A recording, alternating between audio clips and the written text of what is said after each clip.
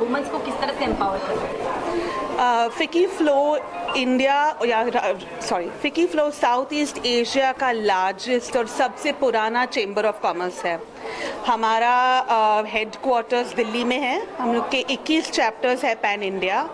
15,000 women entrepreneurs, business women और professionals हमारे network में हैं। हम प्राइमरीली पॉलिसी एडवोकेसी करते हैं, वुमेन्स एम्पावरमेंट करते हैं, फाइनेंशियल और डिजिटल लिटरेसी में, स्टार्टअप और एमएसएमई को सपोर्ट करते हैं।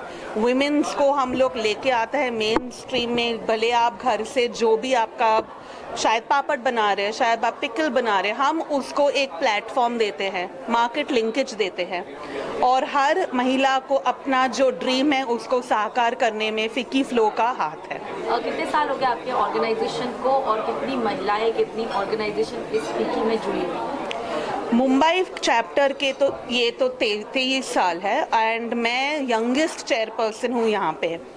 और हमारे ऑर्गेनाइजेशन में हमने काफ़ी मेहनत किया है कि लेडीज़ को हम आगे लेके चले, भले वो हेल्थ केयर में हो या तो स्टार्टअप्स में हो या तो डिजिटल लिटरेसी प्रोग्राम्स या रूरल एम्पावरमेंट प्रोग्राम्स या अपस्किलिंग के प्रोग्राम्स में।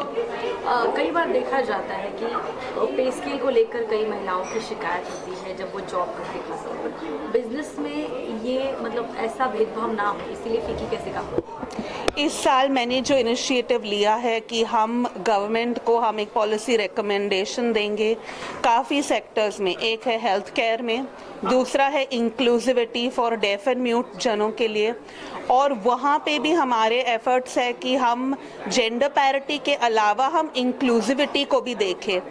हमारा एक extremely important initiative close to my heart है कि हम हर गवर्नमेंट ऑर्गेनाइजेशन में और जितना भी हो सके प्राइवेट ऑर्गेनाइजेशन में हम एक क्रैश बनाएं, एक चाइल्ड केयर फैसिलिटी बनाएं, ताकि जो भी महिलाएं हैं जो मैटरनिटी लीव के लिए चले जाए वो आ पाए, get back to the work force, और कंपनीज और गवर्नमेंट उनको सपोर्ट करे।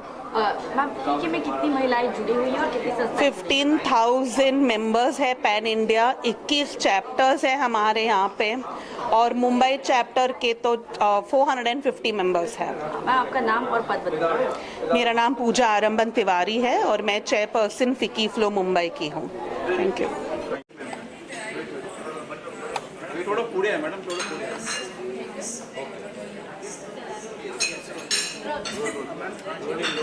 मैडम, थोड़ा मैडम इकडे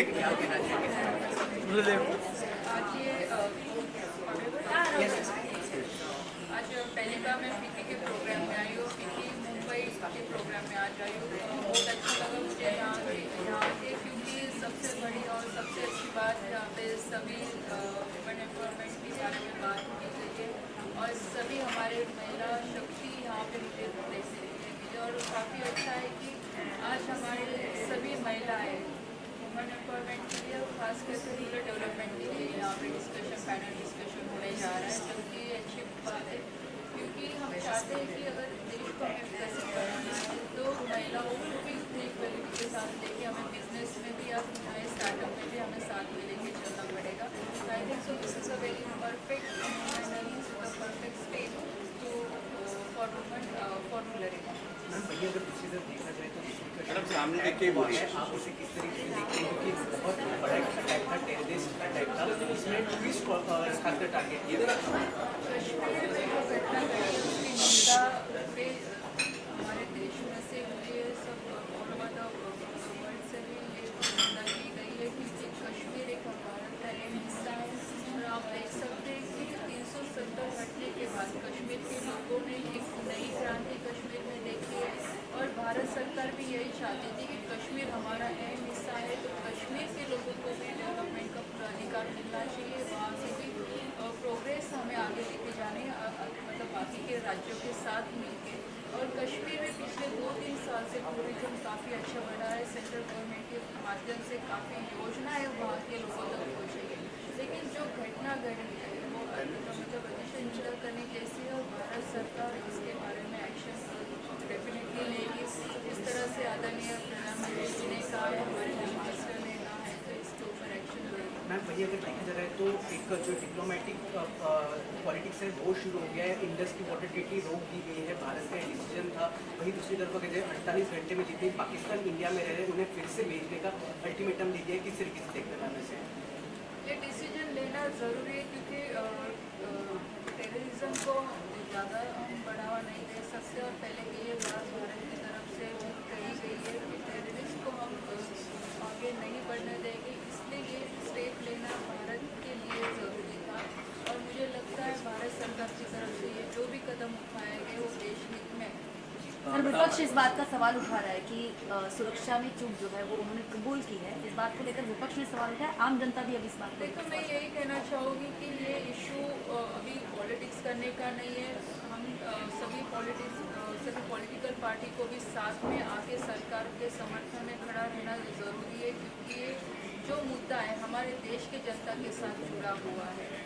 रहा सुरक्षा का विषय, तो मुझे लगता है कि जो 3 साल से, जैसे मैंने पहले भी बताया, कि कश्मीर का डेवलपमेंट काफ़ी आगे तक बढ़ा है।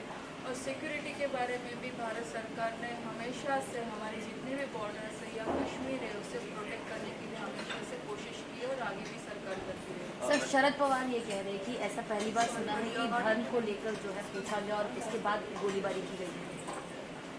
देखो, जो घटना घटी एग्जैक्टली अभी मैं भी उसके बारे में कुछ नहीं कह सकती, क्योंकि ये सब बातें जो मीडिया पे आ रही है, काफ़ी जो लोग वहाँ पे थे उन्होंने भी इस बारे में बताया गया है कि वहाँ पे कई लोगों को उनके धर्म के बारे में पूछा गया और फिर वहाँ पे गोली चलाई गई। लेकिन मुझे लगता है अगर किसी धर्म को लेकर अगर ये बात आ रही है तो हमें सब लोगों को काफ़ी सीरियस इस बात को लेकर आने पड़ेगा। मैम, हिंदी में जानना चाहेंगे कि फीकी किस तरह से काम कर रहा है और आपका इसमें क्या रोल है, गवर्नमेंट से खास तौर पर आप क्या चाहते हैं और महिलाओं के लिए फीकी कितना जरूरी है? फ्लो एक्चुअली दिस इज़ ये एक ऐसा कॉन्सेप्ट है जो मैंने रिसेंटली सुना and I have been recently associated with it, जिसमें काफ़ी एम्पावर्ड वुमेन साथ में आके बाकी वुमेन को भी एम्पावर करने में बहुत अच्छा हाथ बटा रहे हैं। और it's definitely a very nice initiative. अगर ऐसे ऑर्गेनाइजेशंस आगे आएंगे तो रूरल एरिया में जो विमेन डेवलपमेंट है, जो एक्सपेक्टेशंस गवर्नमेंट की भी है, वो डेफिनेटली और स्ट्रेंथन हो जाएगी और ज़्यादा अच्छी तरह से इम्प्लीमेंट हो पाएगी। मैम, फीकी महिलाओं के लाइफ में या उनके करियर में उनके एम्पावर करने में किस तरह से बदलाव लाती है, किस तरह से मदद करती है? उन्होंने काफ़ी एग्जाम्पल्स आज भी दिए जो काफ़ी विमेन को उन्होंने रिकग्नाइज़ करा था बहुत साल पहले। आज वो उनकी फील्ड्स में बहुत बड़ी बड़ी ऊंचाइयों पे पहुंच चुकी है। इस तरह से वो सिर्फ विमेन एम्पावरमेंट उनके एरिया में ही नहीं कर रहे, बट डेफिनेटली बहुत अलग अलग जगह पे जाके रूरल डेवलपमेंट्स हो गया, रूरल एरिया के विमेन का एम्पावरमेंट हो गया, उनकी ऑर्गेनाइजेशन के तरफ से और एक्स्ट्रा कुछ दे पाएंगे, इस तरह से वो डेफिनेटली बहुत बड़ा हाथ बटा रहे हैं। आता मराठी करायचं?